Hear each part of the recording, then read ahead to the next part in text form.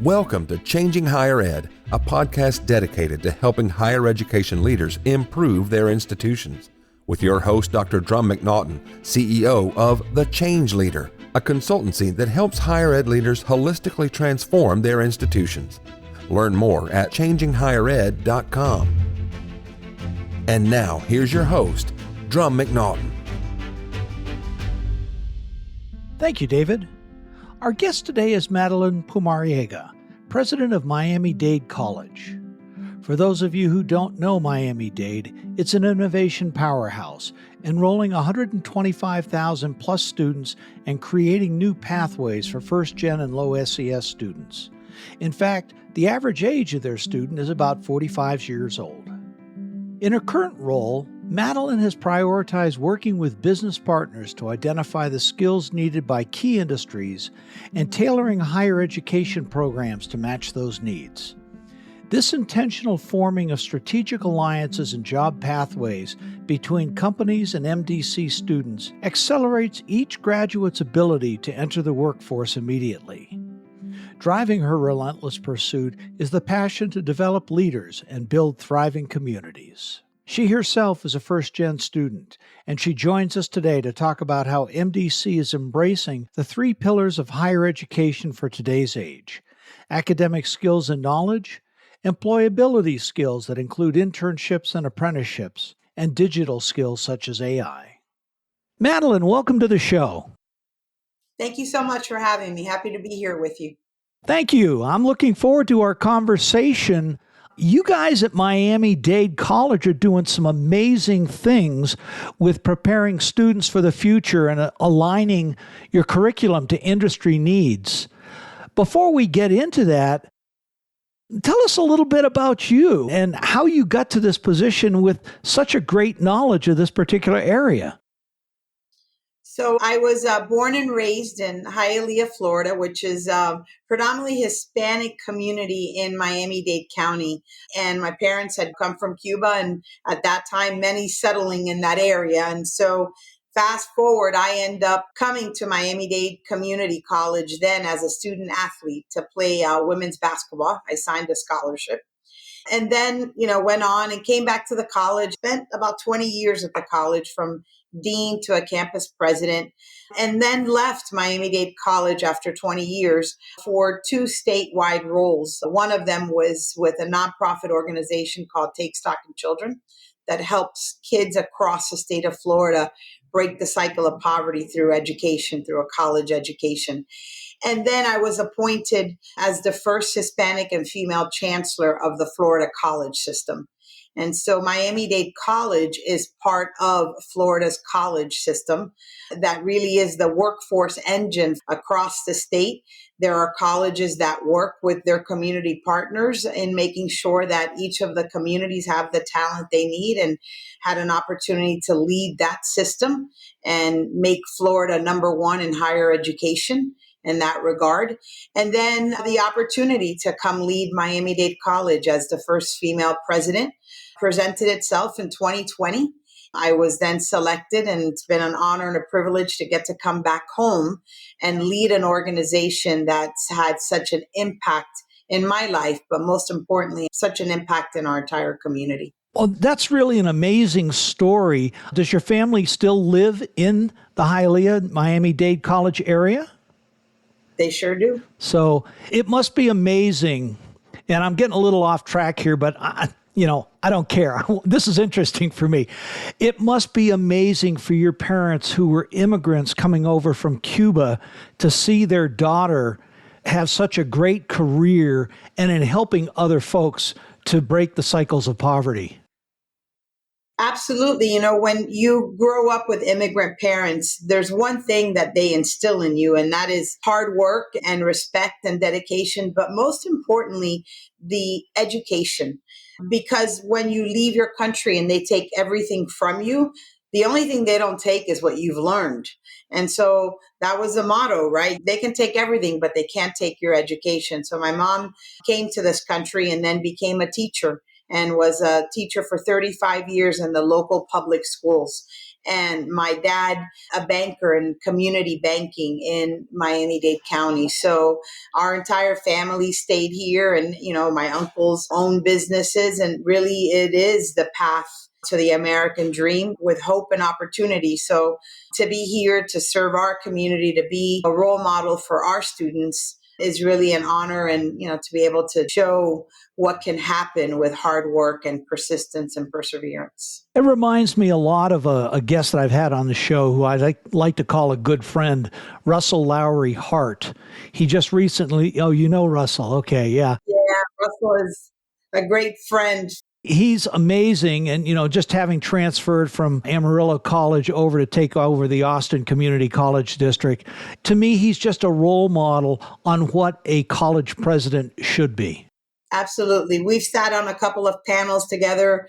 We're on the board of the American Association of Community Colleges together, and Russell is a beacon. His care for the students and the community and what he's done there is really remarkable. So privileged to call him a friend and to be really a champion and to work with him. Mm-hmm. I mean, the story that I love the most about, actually, there's a couple of stories which we won't go into, but one was COVID and him taking the temperature of the students masked up.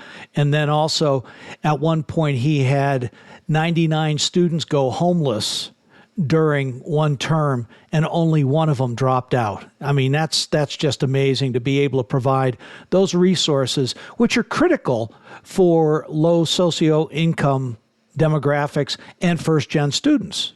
Without a doubt, when we think about that culture of care and thinking about how do we help students, not just in the classroom. One thing is to get them there, and you put, the best faculty in front of them, and nothing replaces a caring adult in a student's life that really wants them to learn and sets high expectations in a great learning environment. But second to none is the support services that you wrap them around with, whether it's emergency aid, getting their federal financial aid on time, academic support and tutoring, and then being engaged on campus. That is really the recipe and the secret sauce of helping especially first-gen students get to the finish line, is for them to have the sense of belonging and believing, and that they can get there. And, graduation is my favorite day. It's around the corner, late April and early May. And, we have an exercise during our commencement ceremony, which we ask, if you're the first in your family to walk across the stage, please stand.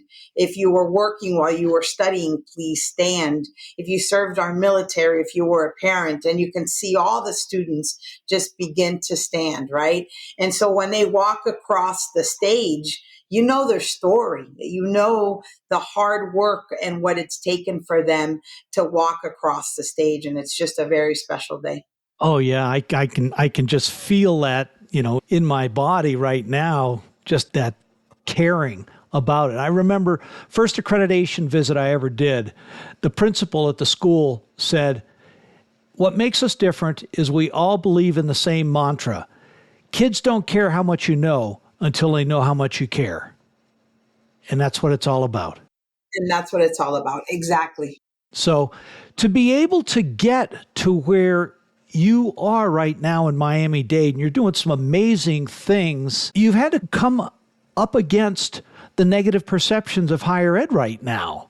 There's a large population out there. I mean, 52% say higher ed is not good for you. It's the first time, I think, ever that people have in, modern history that they've said it's not for everyone. And I don't buy that. Yeah, I don't either. Nothing points in a knowledge economy to just a high school diploma. The high school diploma was your ticket to the middle class for many years. But today you need something beyond the high school diploma. And it can be a college credit certificate. It can be an industry certification. It can be an apprentice program. It can be an associate's program. So I think we have to rephrase that. Maybe a private 4-year university pathway is not for everyone. but absolutely a path that lets you upskill and get the skills that you need to be competitive in the workplace is absolutely for everyone, because that's how we create the path to prosperity. That's not only how we create that path for our students, but it's how we meet the talent needs of our community. And so it's unfortunate that at some level, that's the narrative. And for people who are sending their kids to college, they're ignoring that. But who does listen to that is someone who may not think college is for them.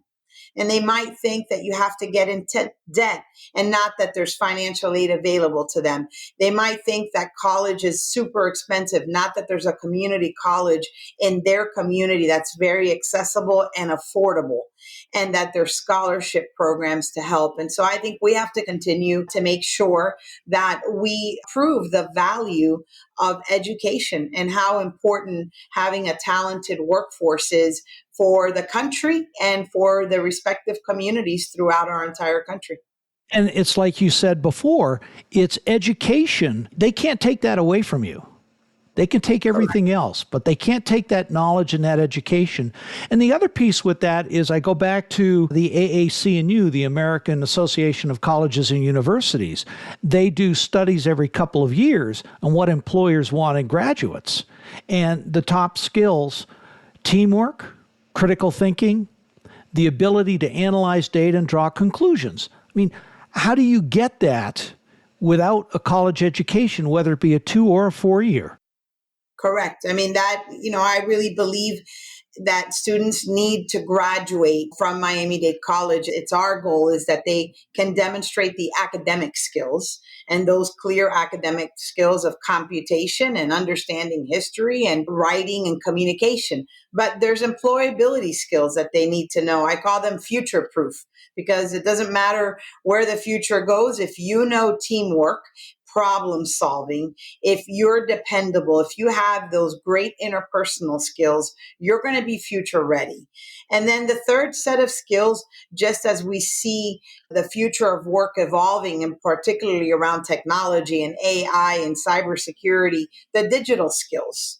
Understanding and applying digital skills to the workplace and to your everyday life. So we're really trying to focus on making sure that students acquire those distinctive skills, because we believe then it makes, one, the college education really meaningful and valuable. And I think that's another aspect of it.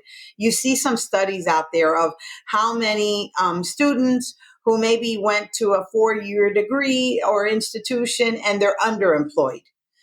Well, that's not the fault of their degree.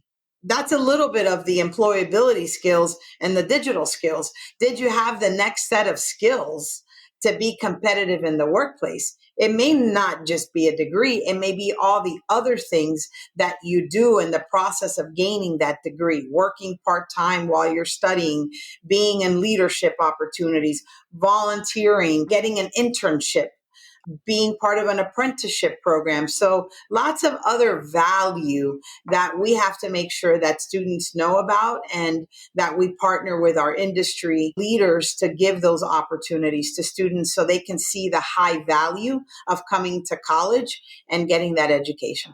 Well, it's interesting you bring up the apprenticeships and the internships. I just read something this week that there's a big delta between students and employability with or without internships and apprenticeships. Yes, it's the work-based learning. So a lot of employers would like to hire students who graduate and have the work-based learning skills. And how you acquire those are internships. And what I mean by work-based is that you really get to apply what you're learning. You're in the work environment. You understand the cadence of meetings and other things. And so that happens when you're in an internship program for 6 to 8 weeks in the summer. You get those skill sets.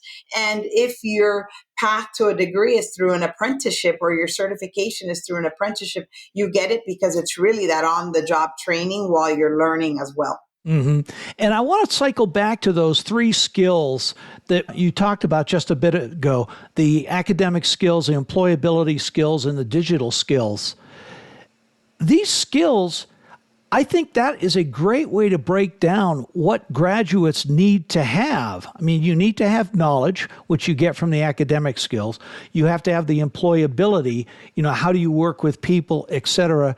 The digital skills in today's day and age that's a given. I mean, those three things pretty much sum up what you need. And then there's the experience or the employability that comes from your internships. That, to me, you've captured that very nicely. Thank you. And I think that's what we have to do in the higher education ecosystem to change the 52% confidence rate. If we want to get back to really seeing the value of education, we have to be able to do that and deliver on that with a level of confidence to get consumer confidence in higher education once again. Mm-hmm.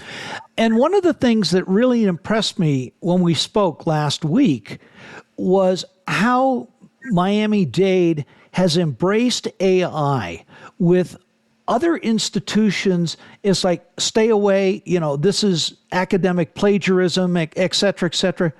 You've embraced it.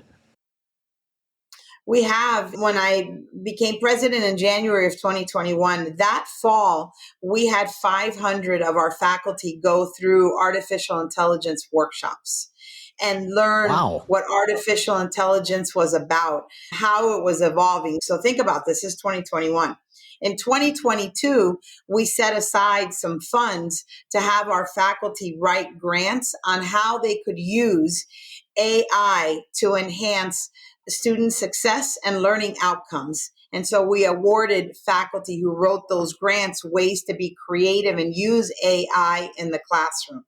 So by the time November of 22 came out, where ChatGPT and people were calling for the banning of ChatGPT, in that January, we were having just conversations about, we were already on the path to building academic programs. And we launched in 2023 our first college credit certificate in artificial intelligence.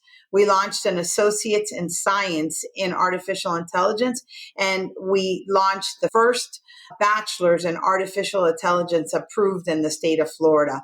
And so we've embraced it as an opportunity for us to really enhance learning and the student experience. And we've now made it part of our quality enhancement plan. Our QEP, when you go through accreditation, is the digital skills, the acquisition of digital skills and AI awareness among our students. And when you go back to those three skills needed for the workplace, the academic skills, employability, and digital skills, you're aligning your curriculum to what students currently need or graduates currently need and what they're going to need in the future. I mean, AI is going to be, it already is, but it's even going to be bigger, in the next 5 to 10 years. Right. I mean, we didn't start AI as a major. We really started AI with faculty training because we believed it was going to be interdisciplinary.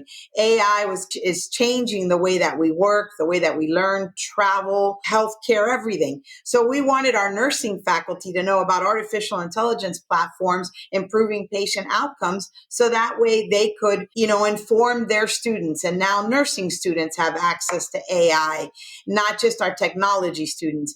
And then our education majors and our education teachers being able to know that there's artificial intelligence platforms that are helping enhance K-12. Khan Amigo is an AI tool that helps students gain those skills, those academic skills that they need. So we really treated it as an interdisciplinary approach, knowing that it aligned to the future of work versus just saying it's a major and only a group of students are going to have that if that's their major. We really wanted it to be across the disciplines and throughout the college. So there's not only the student learning aspect. You started with the faculty. Did it require any faculty buy-in? Not a lot. I think everyone was curious. They bought into, we weren't going to make you do this exorbitant amount of homework. You're just going to these artificial intelligence workshops, right? And you're learning about AI. And then we were able to get a grant, AI for All, and then the Good Jobs grant from the federal level. And that just helped also faculty get excited. When we got the AI for All and the IBM partnership, now we had IBM helping support our curriculum and different AI programs. And then the Good Jobs grant that came out of the federal government then was really creating a tech coalition, the Miami Tech Coalition, which is a group of industry and academic leaders really conspiring to have a good impact in making sure that Miami-Dade County is ready for the future of work and has the tech talent that it needs. So there's been so many good validating points along the way of what we were doing was in the right direction. We got some of the private and public funding to be able to scale our work and to be able to go across the college and not just vertically in one academic area. So you're doing the AI training, you've got grants for faculty training, you're teaching students how to use it. But one of the things that I think you're doing that other people aren't really thinking about is you're teaching critical thinking and ethics integrity around AI. Tell me a little bit about that. So when we launched AI, we thought maybe we'll have 100 students. We've over 400 students, average age 44. And the students get out of here. 44? 44. Wow. And the first course that they take is AI and ethics. So we have the conversation about the ethics of AI and how do you use it for the good? How do you use it to advance knowledge? You can choose to be a cut and paste generation, or you can choose to use it and think critically about it and even learn more about something.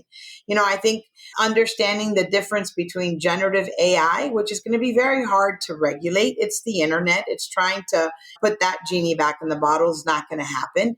But I think on AI platforms, there's opportunities for us to think about the ethics of it, the data privacy about it. And so I think those are good conversations, and just having the understanding of generative AI and a ChatGPT platform and other platforms that use AI to personalize your experience with them. Yeah. Well, you've also leveraged public-private partnerships with this. You mentioned IBM, state, federal grants, but you're also working with the Mark Cuban Foundation, are you not? Yes, we are. The college has an idea center, which is our center for entrepreneurship. The college supports entrepreneurs and small businesses in our community. 80% of businesses in Miami-Dade County are considered small businesses, which mean they employ 50 people or less. And so we have a couple of partnerships there through our business and idea center. One is the Goldman Sachs Small Business Partnership, and we've put now almost 800 small businesses through a rigorous program that helps them grow and sustain their small businesses. We have a program called Scale Up. And Scale Up, which the Idea Center and in support with the Mark Cuban Foundation, helping small businesses do exactly that. And then work with our students that are entrepreneurs that have ideas, be able to go to the Idea Center and develop those ideas and partner with faculty and other industry leaders. And then we were able to also expand the Idea Center to other areas of the community out in Homestead and our West Campus, which is out in Doral, through a partnership with Blackstone. I'm just blown away. How many students do you have all total at Miami-Dade? About 125,000. Oh, okay. So, you're just kind of small. We're little. But we are little. I will say we have 8 campuses. And so if you go to the Hialeah campus, you're going to get cafecito at 3:05 and everyone's going to know your name. And if you go over to the West campus, it's almost like you arrived at a little boutique hotel and all of student services and everybody's in one area. And our southernmost campus is out in Homestead. And that also has that small feeling, as well as our campus in Little Havana. And then we have our 3 larger campuses. If you go to the Kendall and the North Campus, it feels, green grass area and that traditional college campus. And then the Wolfson campus is at the heart of downtown. and it sits in the urban core of Miami. And so if you love the hustle and bustle of downtown, you love the Wilson campus, right? And I think because we're in every part of the community we need to be, students never feel that they're part of this massive institution. Instead, they feel like they're part of this community and have access to all the different programs that are at any one of our 8 campuses, because we have a campus which is just medical programs, and that's in the health district. And that campus focuses on nursing and health science programs. I'm blown away. This I've heard so many good things about Miami-Dade, but speaking with you on this, I really am. I am blown away by everything that you're doing. We've talked a lot about AI and how you've embraced that. What are some of the other programs that you're doing to generate employment-ready graduates, certificates, micro-credentials, things along those lines? Yes. So we, for example, in cloud computing, we partnered with Amazon Web Services and we created a college credit certificate that leads right into the associates and then a bachelor's into data analytics. One of the things that we're doing is partnering with the superintendent to make sure that we've got enough teachers. And so we've created the Educators Prep Institute, which allows second career changers to come through a rapid training program and get them ready. We've also created a residency program with the superintendent. If you're in the last semester of your teacher prep program, you get hired by the school district and you do your final internship hours there. Instead of as a volunteer, you actually are in the school district, you're being paid, you have access to professional development, mentors as well. And then we're launching an apprenticeship program for teaching so that you can start into an apprenticeship program. And those are ways that we're partnering there. In the healthcare field, we've partnered with our hospitals. We have expanded our certified nursing assistant program, grew our licensed practical nurse program, and then have grown our RN program by almost 30% working with the hospitals, and then launched a surgical tech certificate program as well.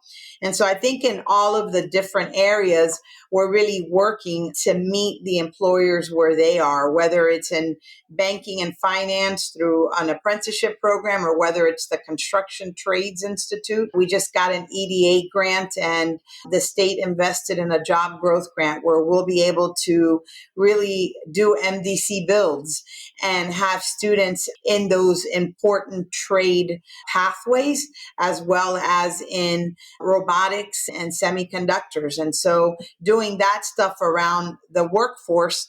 But I think the other part that's really important to us and will remain important is the number of students that earn their Associates of Arts and then head to one of Florida's best universities, whether it's FIU in their backyard or UF or FSU or UCF, or off to MIT, Harvard, Princeton. We've got a couple of our students that are at MIT, all computer science and engineering students.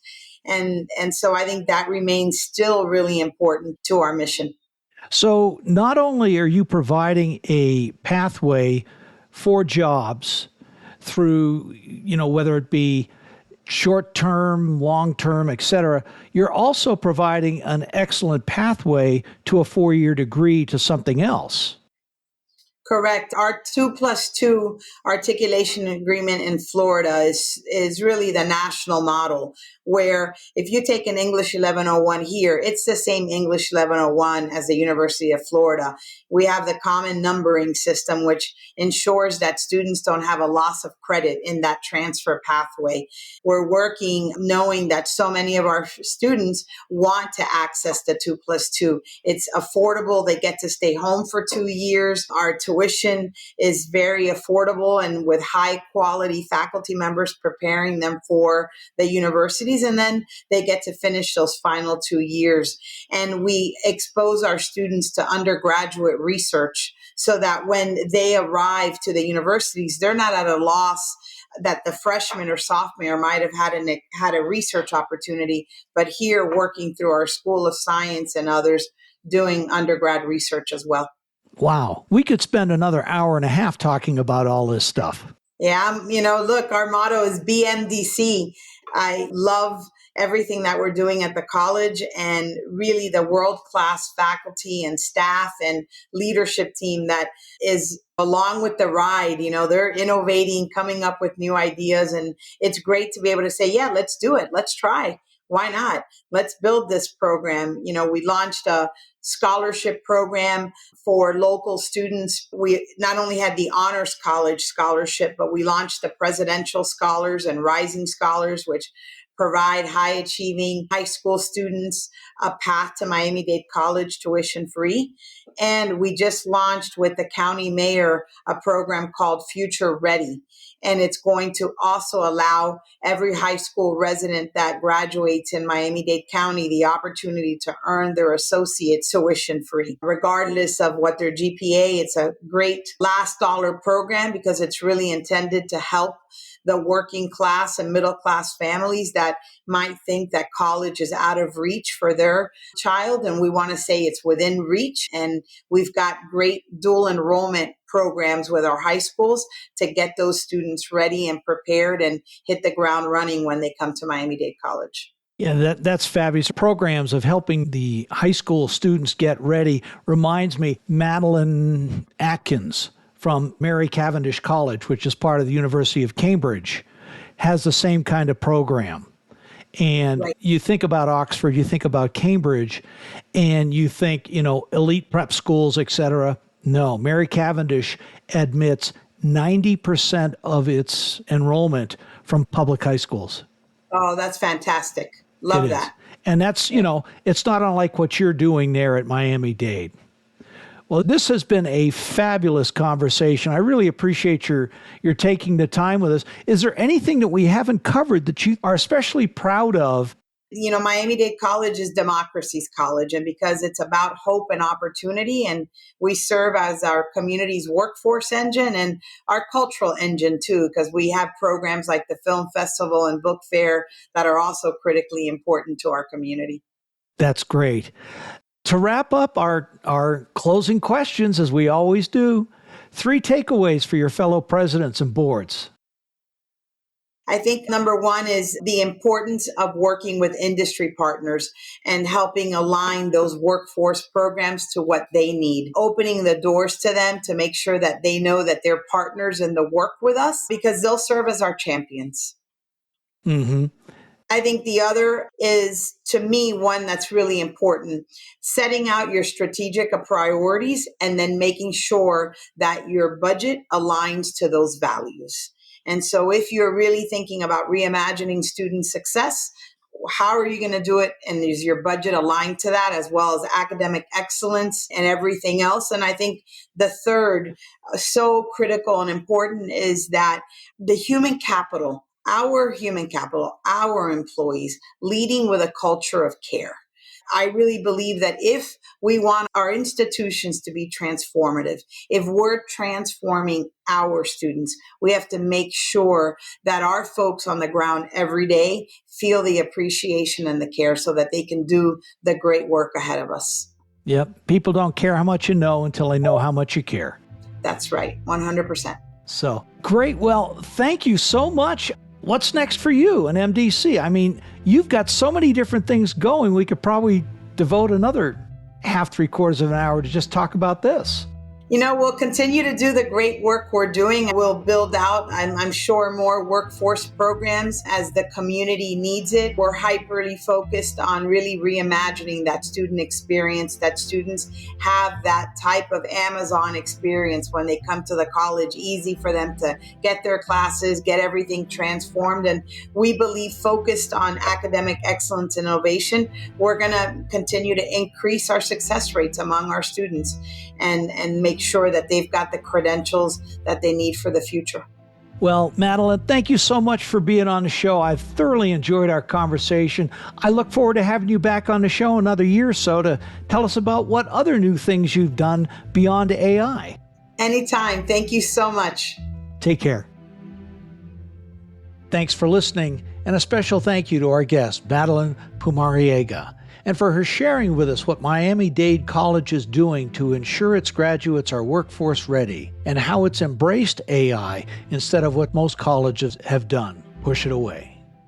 Join us next week for our 200th episode of Changing Higher Ed, when we welcome Amrit Aluwalia, former managing editor of Evolution, and we'll examine what's going on in higher ed today, how we got here, and what we need to do to remain relevant in the public's mind.